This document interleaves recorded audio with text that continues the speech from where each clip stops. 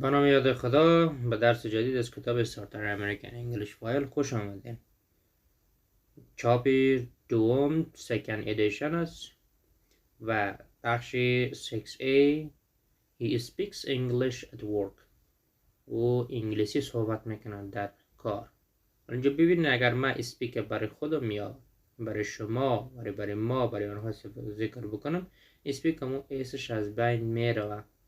اگر من برای خودم بگم میگم I speak English at work. من انگلیسی صحبت میکنم در محله کارم یا در کارم. برای he she it فعلمان اس و اس در آخرش میگیره ولی جمع نمیشه. فقط این قاعده گرامری است که باید به he she it ما اس و اس اضافه بکنیم. در بخش گرامر از simple present he she it صحبت میکنیم. بخش vocabulary jobs and places of work کار و مکانهای کاری داریم. در بخش pronunciation third person is word and sentence stress. بخش ایسی بر شخص سیوم که تعلق میگیره ورد تلفظش داریم و همچنان کلمه و فشار جملاته. Where does she work؟ اون خانم کجا کار میکنه؟ یا بجای شی اگر من هی ذکر بکنم میگم where does she work؟ کجا کار میکنه؟ She works in a factory. She works in a school. She is a teacher and she does her work very well. به همین روش. خب در قسمت اول از این ما گرامر داریم که simple present he she it است. این معلومات کوتاه در مورد he she it میتیم و بعد میریم سراغ بقیه کلمات. خب ببینین اینجا ما گفتیم he she it. عنوان درس من بود he she و it. برای he she it ما در زمان حال ساده در آخر فعلمان چه استفاده میکنیم؟ اس و اس استفاده میکنیم که تعلق برای فعل میگیره که با کدام حروف ختم شده اس و اس میگیره. حالا بریم ساختار جملات زمان حال ساده را ببینیم و جمله درست بکنیم تا بهتر متوجه شویم که چرا اس و اس میگیره و چرا در جملات منفی و سوالیه اس و اس از بین میره. ساختار جملات زمان حال ساده ما بود subject plus فعل اول plus complement plus object. جمله مثبت. جمله منفی ما داشتیم subject plus do plus does plus not plus verb 1 plus complement or object. در سوالی هم ما داشتیم که خواسته باشیم سوال درست بکنیم. do does می آوردیم در اول do does می آوردیم در اول plus subject plus verb 1 plus complement or object. و سوالات WH question هم داشتیم WH question plus do does plus subject plus verb 1 plus complement. با دو دست که سوال جور بکنیم حتما جوابش چی است؟ یا yes است یا no. ولی با دو دست اگر سوال بکنیم اما با WH question که سوال بکنیم مجبور چه کنیم؟ معلومات بدیم. جواب من دیگه و yes و یا no نمیشه. بعد معلومات کافی در موردش ارائه بکنیم. با جمله که چون درس ما به he she it است میخوایم جمله درست بکنیم با he she it. مو کاری که اینجا از کار کردن در انگلیسی چی میگه؟ work. اگر بگویم من کار میکنم پس چی میگم؟ I work. من کار میکنم کجا؟ in a factory. در یک کارخانه. من در یک کارخانه کار میکنم. حالا بیایم برای he she it جمله ما رو درست بکنیم. اگر من به he ذکر بکنم جمله مثبت من میشه he works. در آخر چی شد؟ اس گرفت in a factory. او در یک کارخانه کار میکنه. He works in a factory. او در یک کارخانه کار میکنه. خب این جمله مثبت ما subject داره که گفتم فعل در آخرش به he she it اس و اس میگیره. اس در چی صورت میگیره که با حروفایی که دبل اس ختم شوه اس ختم شوه یا CH ختم شود، SH ختم شود، بعضی وقت هم X ختم شود، باید فعلا رو میتونیم چی بکنیم؟ ES استفاده بکنیم. هم با اسم ها استفاده میشه و هم با فعلا. خب اگر من جمله چون مثبت بود، ما سابجکت داشتیم، ورب فعل اول و هم تکمیل کننده. اگر قرار باشه من منفی تبدیل بکنم، برای از چی استفاده میکنم؟ از دز استفاده میکنم. چرا؟ به هی شی ایت ما از دز استفاده میکنیم به خاطر منفی کردن و سوالیه کردن. حالا جمله ما رو میخوایم به منفی تبدیل بکنم، میگیم هی چی داریم؟ نظر به قاعده he does not work با شکل اولش تبدیل میشه، ایسش از بین میره. چرا؟ چون ما اینجا دزمونی ایس داره، فعل کمکی ما ایس داره، پس به خاطر ما دیگر نیاز به ایس نداریم. she does not work in a factory. او در یک کارخانه کار نمیکنه. خب اگر ما سوالش تبدیل بکنم، دز میارم چی میکنم؟ در اول استفاده میکنم، میگم does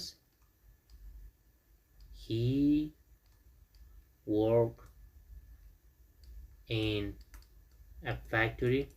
آیا او در یک کارخانه کار میکنه؟ همون جوابش یا yes است یا no. اگر من سوال بکنم که کجا او کار میکنه، پس سوال من میشه که where does he work؟ کجا او کار میکنه؟ سوال من که از he works in a factory. پس اینجا هم که دیگر مشکل نداریم، گفتیم برای خاطر ازی که ما سوالی منفی بکنیم از دو دز استفاده میکنیم. خود دو هم فعل اصلی را میتونه باشه و همچنان به حیث فعل کمکی را میاد. در چه صورت فعل اصلی و در چه صورت فعل کمکی؟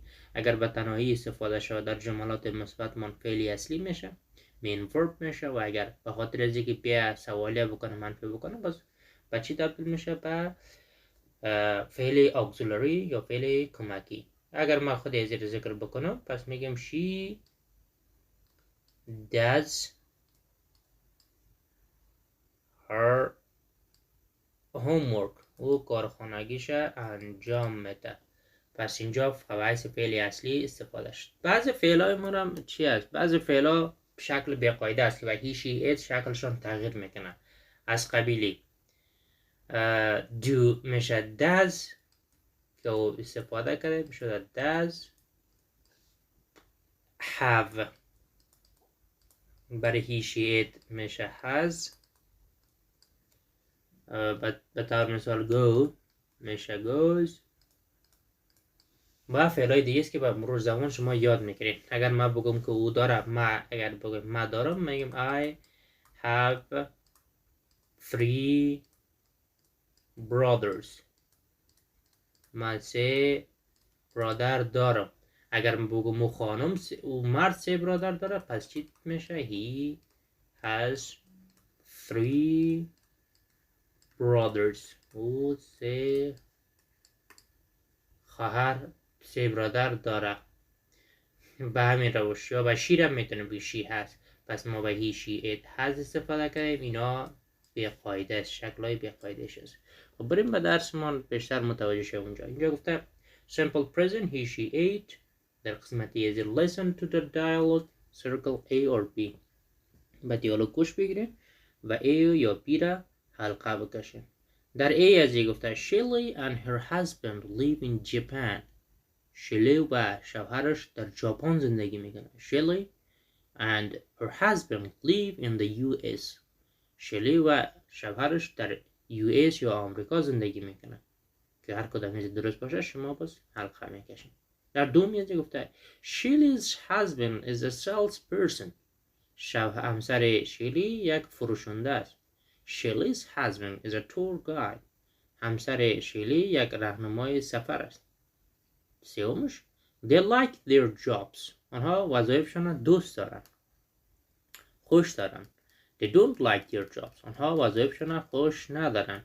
خب اینا رو شما گوش میگیرین، میبینین که کدام جواب ازی درست است. خب اینجا دیالوگ مکملش اینجا نوشته است و میخوانیم ترجمهش میکنیم، بعد متوجه میشین که کدام ازی درست است. listen again and read the dialogue. Check your answers. گوش بگیرین دوباره دیالوگ بخونین، جوابتون رو چک بکنین.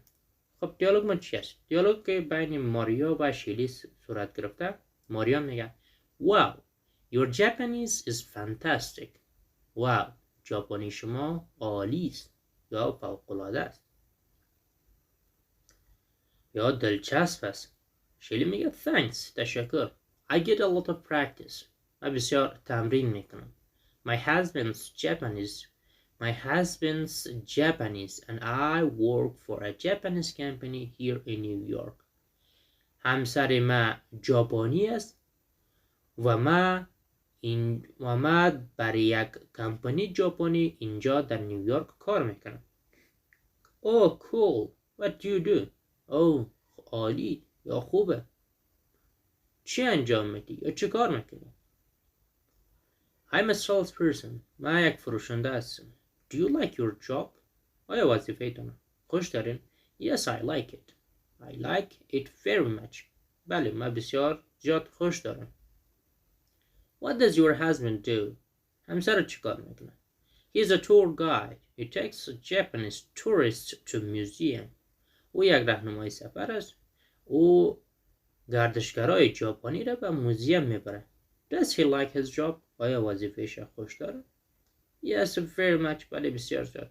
He likes art. او هنرش خوش داره. And he does not work in the morning. Only in the afternoons.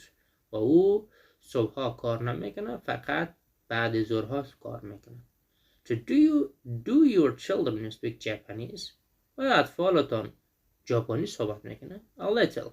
یک کمی. But they prefer English. اما اونها انگلیسی را ترجیح میدن. خب این سوالا را شما دیگه بعد از بالای متن میفهمین که کدام جوابش درست است، همراه حلقه میکنین. به طور مثال من یکی زیر کار میکنم که Shelly and her husband live in Japan. در ژاپن زندگی میکرد. Shelly and her husband live in the US. در امریکا زندگی میکرد. پس بی ازی درست است. بقیه شکلش راحت است، شما میتونید تکمیلش بکنید که کدام مشکلی هم نداره. خب من یک بار دیگه سریع میخوانم. گفته Wow, your Japanese is fantastic. Thanks, I get a lot of practice. My husband's Japanese and I work for a Japanese company here in New York. Oh cool, what do you do? I'm a salesperson. Do you like your job? Yes, I like it very much. What does your husband do? He's a tour guide. He takes Japanese tourists to museums. Does he like his job? Yes, very much. He likes art and he does not work in the mornings, only in the afternoons. Do your children speak Japanese? A little, but they prefer English. پس اینجا که مشکل نداریم. در قسمت سی از گفته listen and repeat the highlighted phrases. گوش بگیریم و تکرار بکنیم اما عبارت های برجسته شده. به طور مثال what do you do? I'm a salesperson. Do you like your job? How do the verb change when they are about Sally's husband? گفته چگونه فعل ها تغییر میکنه وقتی که آنها در مورد شوهر سلی هستن. Complete the chart. تکمیل بکنیم چارت. اینجا گفته I and you. What do you do? He, she چی میشه؟ What does your husband do? پس اینجا ما گفتیم از چی استفاده میکنیم؟ به he, she از does استفاده میکنیم. Do you like your job? اگر برای he, she استفاده بکنیم چی میگیم؟ Does he like his job? Yes, I like it very much. Yes, he. اگر like تبدیل بکنیم چی میخوره در آخرش؟ باید حتما یک is ذکر بکنیم. پس اینجا مشکل نیست. پس به صفحه گرامر صفحه 103 کتاب 102 کتاب میریم. اینجا ببینیم the simple present he, she, ate. Listen and repeat the examples. Then read the roles. گوش بگیرین تکرار بکنیم مثال ها را، سپس قاعده را بخوانیم. پس دقیق متوجه شوین که چی است. گفته I work. از این بالای جملات شما میفهمین که اس چگونه از بین رفته و چگونه منفی شده و چگونه سوالیه شده و چگونه سوالای دبلیویشن داریم با اینها. گفته I work. من کار میکنم. منفی شده I don't work. من کار نمیکنم. سوالیه Do I work؟ آیا من کار میکنم؟ جوابش Yes I do.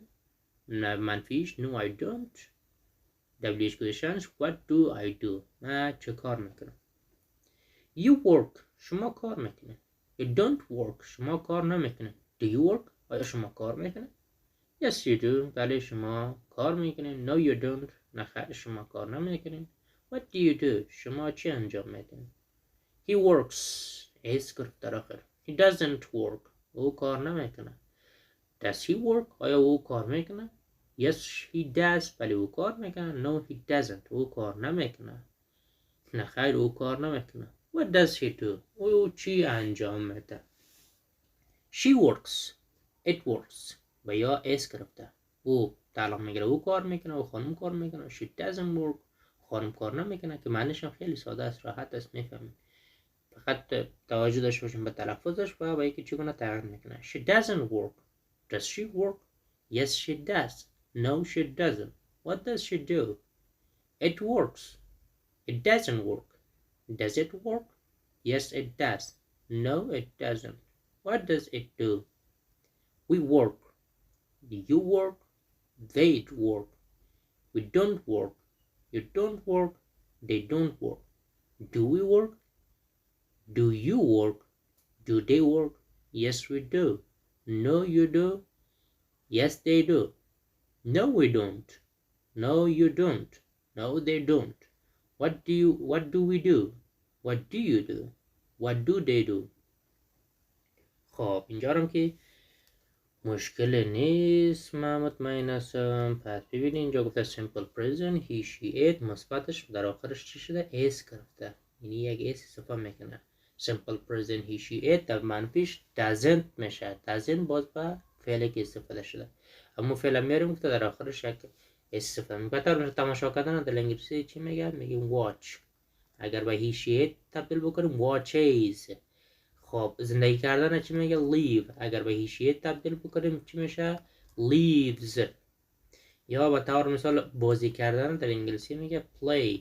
اگر برای he she it تبدیل بکنیم میشه plays. یعنی در آخرش ما اس استفاده میکنیم. و در سوالش که گفته does میاریم در ابتدا. خب قاعدهش هم که اینجاست spelling rule for he she it. اینجا دقیق شه. I, you, we, they همون فعلی work میگیره، کدام اسی نمیگیره. ولی he she it چی میگیره؟ اس میگیره. اسپلینگش که اس استفاده میکنیم در آخرش. watch و fish چی شده؟ watches شده، fishes شده. add es after ch همون حروفایی که ما کار کردیم. ch sh is x در آخرش چی اضافه میکنه؟ جمع es میشه. یعنی در آخرش با خاطر اینکه ما جمع بکنیم، مثال که اینجا دادیم. تمام کردن چی میگه؟ finish. اگر به he she it تبدیل بکنیم پس چی میشه؟ finishes. She finishes her homework. study شده studies. consonant plus y. اگر یادتان باشه ما قاعده جمع نویسی اسم ها را داشتیم. گفتیم اگر اسم های من با کانسونانت و وای ختم شود، اگر یادتان باشه کانسونانت و وای ختم شود، ما وای چی تبدیل میکنیم؟ به طور مثال من یک مثال بودم بهتر متوجه شوین. ما داریم country. اگر کانسونانت با وای ختم شد ما وای تبدیل میکردیم به آی و ای اس استفاده میکردیم. همین قاعده برای فعل ها هم را ست میکنم به he she it. ما داریم study. اینجا نشته بکنم study. چی داریم؟ study. اگر ما به he she it تبدیل بکنیم چی میشه؟ studies. پس امید که مشکل نداشته باشیم. اینجا گفته the spelling rule for he she it forms are the same as for plural nouns. و he she it مشابه برای اسمهای جمع که مو قاعده که ما خوانده. have و go و do شکلاشون تغییر میکنه. have, go and do are irregular. اینا چیز بی قاعده است. همین رقم که ما اسمای بی قاعده داشتیم. مرد اگر تبدیل میکردیم به مردها میشه چی؟ من. یعنی شکلشون تغییر میکرد. اینا را بی قاعده میکنه. همینجا هم گفته have و has و go اینا چی هستن؟ بی قاعده هستن. برای کدام شخص؟ برای شخص سوم. I have, he she it has میشه. I do, he she it does. I go, he she it goes. امید که مشکل نداشته باشین. اینجا دوباره میریم به قسمت درسی اصلیمون. خب ببینیم دیگه چی داریم اینجا.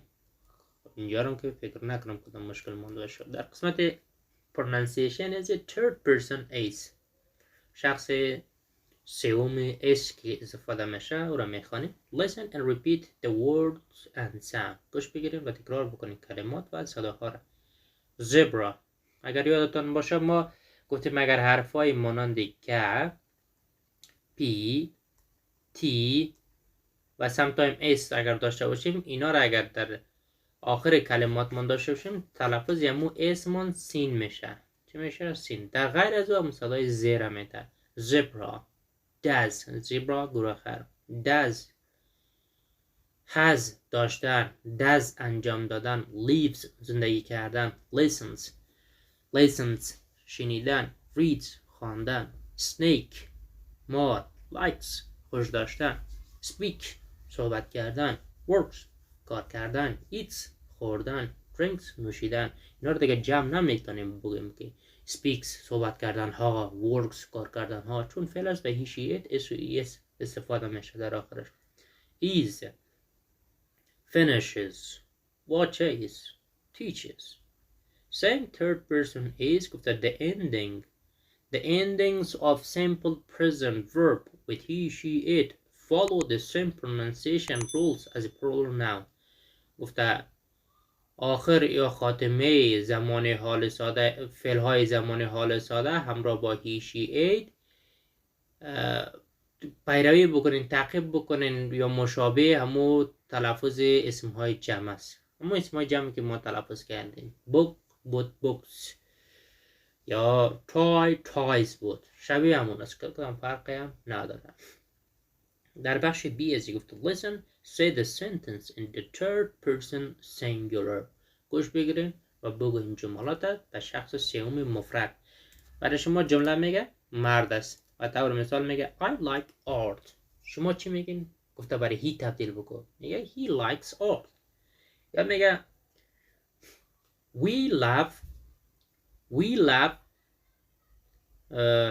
physics، ما فیزیک دوست داریم یا عاشق فیزیک هستیم. شما اگر گفت که در آخر she، بس چی میگیم؟ she loves physics. یا میگه I live in Japan، من در ژاپن زندگی میکنم، باز میگه she، شما چی میگین؟ she lives in Japan. در قسمت C از vocabulary jobs and places of work است، وظیفه و مکانهای کار است. گفته can you remember، آیا با یاد آورده میتوانین what does Shirley do، شیلی چیکار میکرد؟ شیلی چیکار بود؟ شیلی was a salesperson، او یک فروشنده بود. what does her husband do، شوهرش چیکار میکرد؟ her husband is a tour guide، او یک راهنمای سفر است. بریم به صفحه 124 کتاب ما، اونجا میفهمیم که چی ذکر شده. گفته what do they do، آنها چی انجام میدن؟ listen and repeat the words، گوش بگیریم و تکرار بکنیم کلمات ها. ببینین اینجا چی داریم. خب 69 اینجا گفته a teacher یک استاد، یک معلم، a doctor یک دکتر، a nurse یک نرس، a salesperson یک فروشنده، a waiter یک خدمه، a waitress یک خدمه زن. waiter بر خدمه مرد میگه، waitress بر خدمه زن تعلق میگیره. an assistant یک دستیار، lawyer یک وکیل، a policeman یک مرد پلیس، a policewoman یک مرد یک زن پلیس، a factory worker یک کارگر کارخانه، a student یک شاگرد. to cover the word ask and answer in pairs، و دوستان این کلمات را پوشش میتین و کار میکنین. به طور مثال میگن what does she do، دوستان میگه she is a teacher. what does she do؟ he is a doctor. what does she do؟ she is a nurse. what does he do or what does she do؟ she is a salesperson. what does he do؟ he is a waiter. what does she do؟ she is an assistant. What does she do? She's a liar. What does he do? He's a policeman. What does she do? She is a factory worker. What does she do? She is a student. و این جملات هم ببینید. گفته he works for Google. او برای گوگل کار میکنه. شما اگر برای یک کمپانی کار میکنین، شما اگر به طور مثال ما میگیم که ما در با فیسبوک کار میکنم، پس چی میگم؟ I work for Facebook. اینجا گفته he works for Google. او برای گوگل کار میکنه. He's in a school. He's in school. او در مکتب است. She's in college. او در دانشگاه است. She's at university. او در پانتون یا دانشگاه است. She studies economics. او اقتصاد میخوانه. He doesn't have a job. She's retired. او وظیفه نداره. She's retired. او بازنشسته است یا تقاعد کرده. از شما پرسان کرده What do you do? شما چی کار میکنی؟ پس من میگم I am a teacher. ما یک معلم هستم. I am a teacher. ما یک معلم هستم. یا شما میگین I am a student. ما یک شاگرد هستم. یا میگین I am a factory worker. ما یک کارگر کارخانه هستم. یا میگین I'm a salesperson. ما یک فروشنده هستم. یا میگین ما یک وکیل هستم. I am a liar. ما یک وکیل هستم. در قسمت بعدی گفته where do they work. همین کسایی که ما پیشتر خواندیم، وکیل بود، دستیار بود، معلم بود، نرس بود، دکتر بود، اینا در کجا کار میکنن؟ گفته listen and repeat. گوش بگیرین و تکرار بکنین. خب اینجا گفته in a hospital. در یک شفاخانه. in a store. در یک فروشگاه. in a restaurant. در یک رستوران. in an office. در یک دفتر. in a school. در یک مکتب. in a factory. در یک کارخانه. at home. در خانه. on the street. در سرک. در قسمت سی از گفته ask and answer with a partner. پرسان بکنین و پاسخ بدین همراه با یک پارتنرتان. where does a doctor work in a hospital. شما امی تصاویری که پوشتر خواندیم، شغلایی را که خواندیم، از دوستان پرسان میکنیم. به طور مثال میگیم که where does a nurse work. یک نرس کجا کار میکنه؟ شما چی میگین؟ in a hospital. در یک شفاخانه. where does a salesperson work. یک فروشنده کجا کار میکنه؟ in a store. در یک فروشگاه. where does a factory worker work. یک کارگر کارخانه کجا کار میکنه؟ in a factory. در یک کارخانه. where does a policeman work. in a police station. یا where does a lawyer work. in a court. where does an assistant work. in an office. where does a waiter work. in a restaurant. خب اینجام که فکر کنم مشکل نداریم، فقط گوش بگیرین و بقیشم که راحت است. از شما گفته where do you work. کجا کار میکنی؟ پس من چی میگم؟ I work at university. I work یا at course هم میتونم بگم. I work at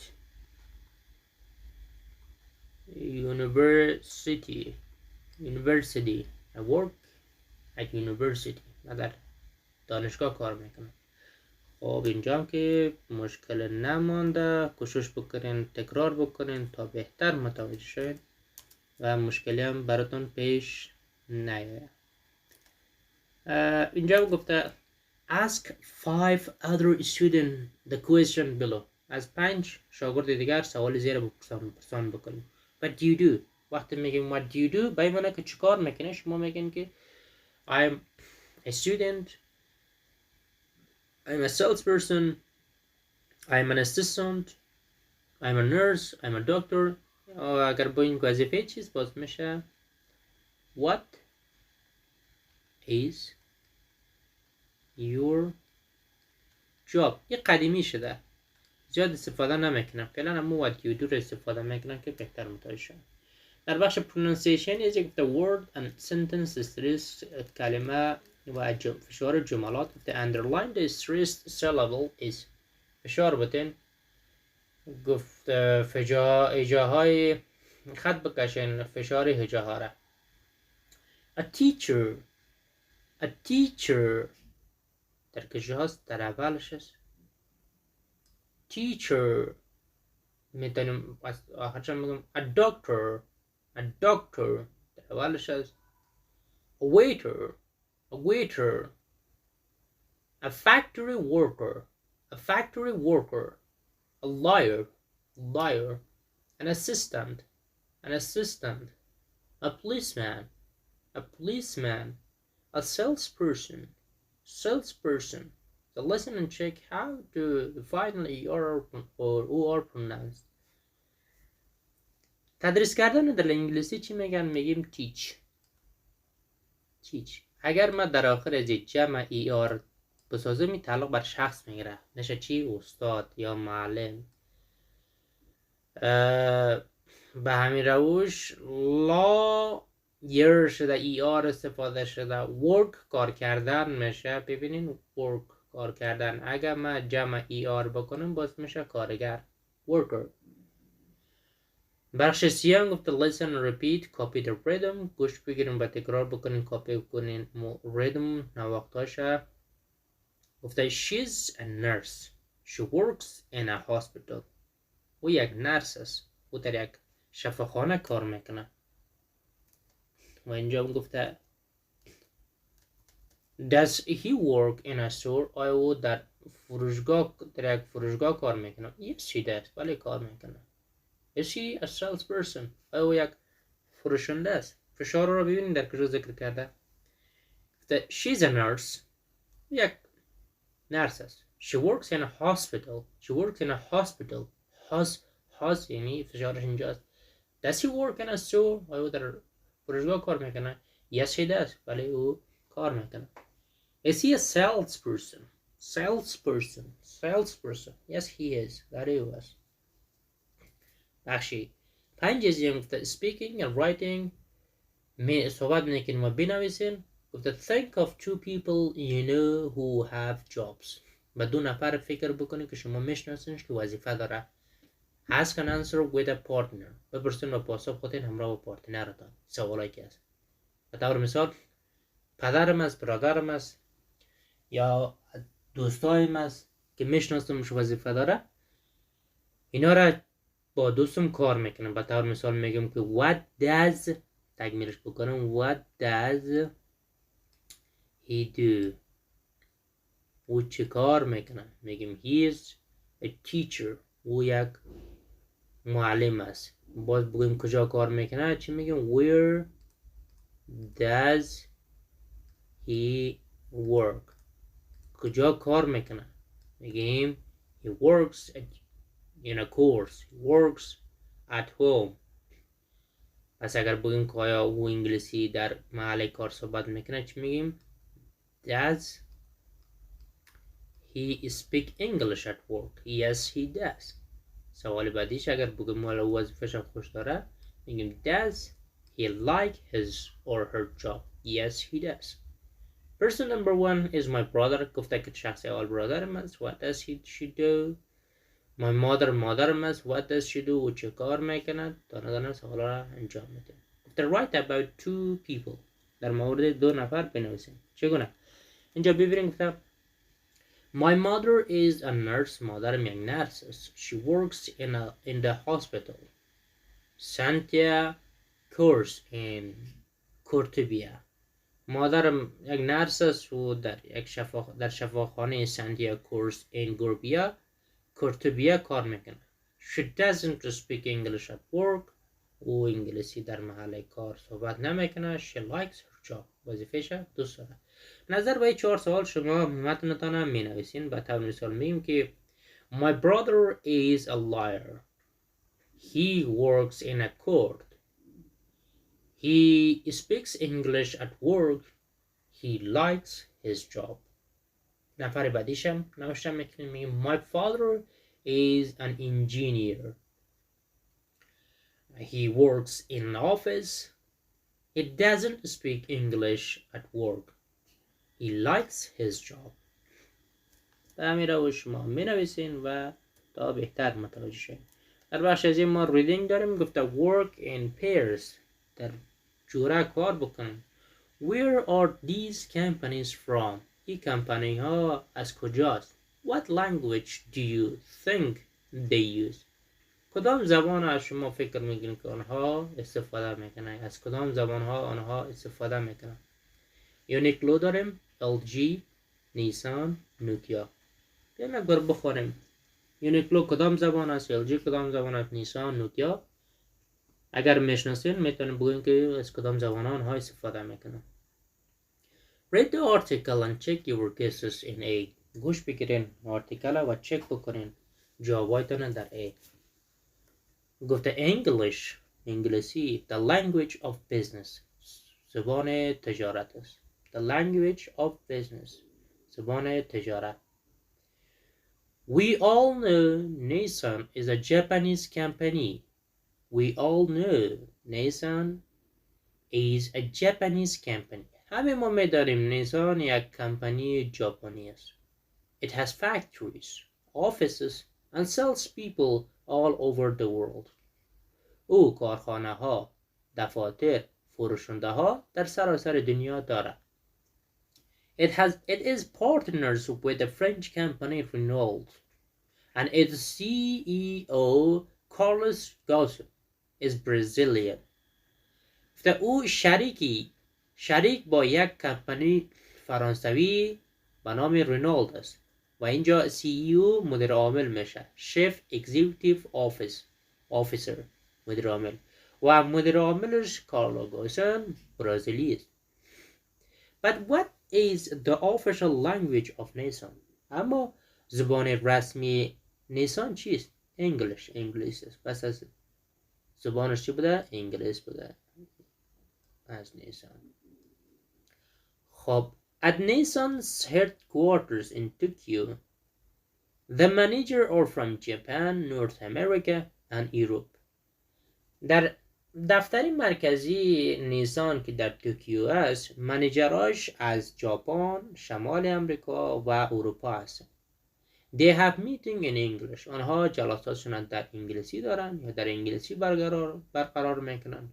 They also read documents, make phone calls and write emails in English. آنها همچنان اسنادار زنگای تلفن یا تماسایشون و ایمیل هایی که می نویسن در انگلیسی است. Sometimes everyone in a meeting is Japanese, then we speak Japanese. One Nissan manager says. یکی از مدیرای نیسان میگه بعضی وقت که هر کی یا همه کسی در جلسه هستن سپس ما ژاپنی صحبت میکنیم. منظورش که زمانی که در یک میتینگ یا جلسه ژاپنی ما هستیم ما سپس ژاپنی صحبت میکنیم. But we are a multinational company and English is the only language we all know. اما ما یک کمپانی بین المللی چندین ملیته هستیم. multinational چندین ملیته و انگلیسی تنها زبانی است که ما میفهمیم. خب more and more big companies only use English. بیشتر و بیشتر کمپانی های بزرگ تنها انگلیسی استفاده میکنن. English is the official language of Uniqlo and Rakuten and two other big Japanese company.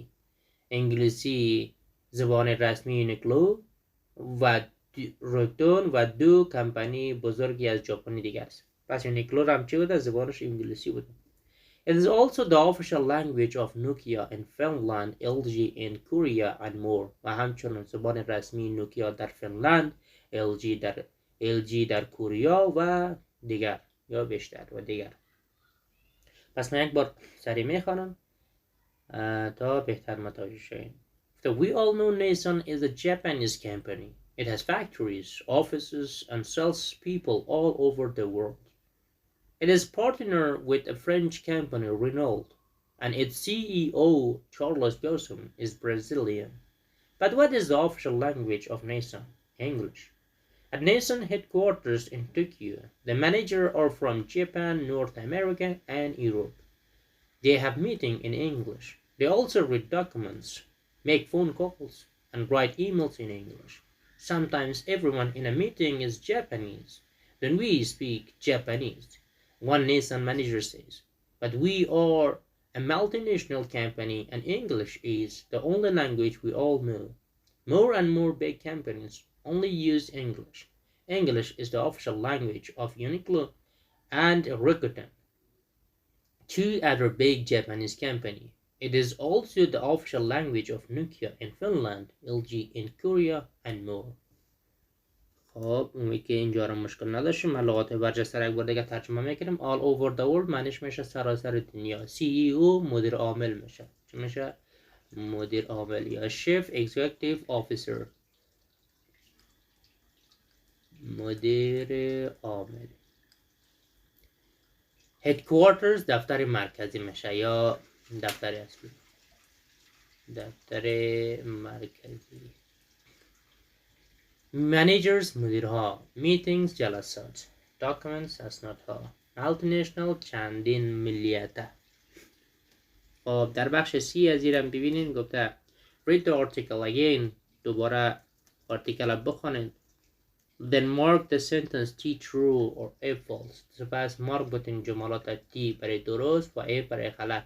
گفته نیسان and Renault are partners. نیسان و رینولد شریک ها هستن.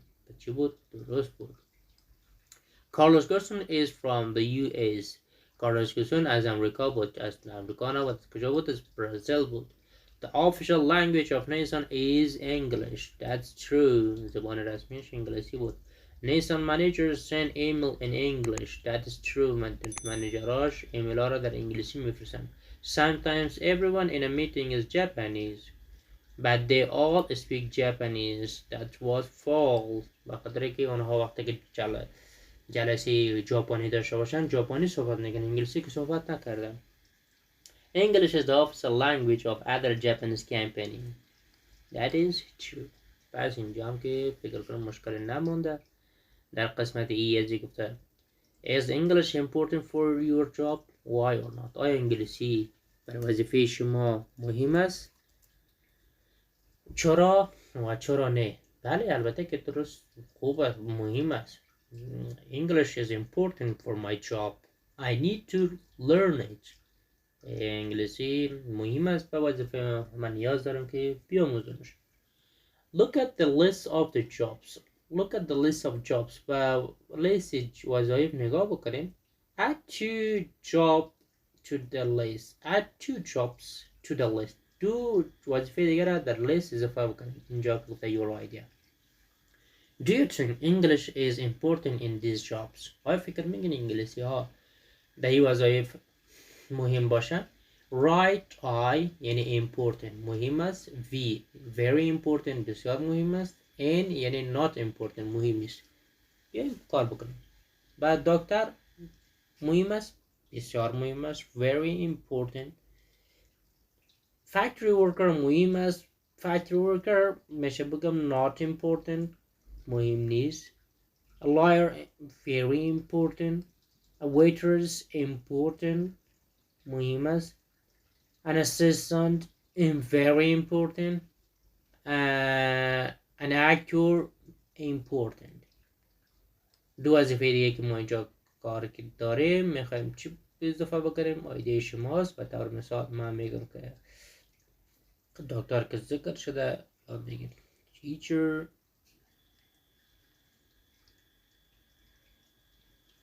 teacher student. میتونیم شاگردم باعث وظیفه بگیریم. teacher very important, student very important. یا وظیفه بعدی که شما از استفاده میکنین یا به طور مثال میگیم که policeman,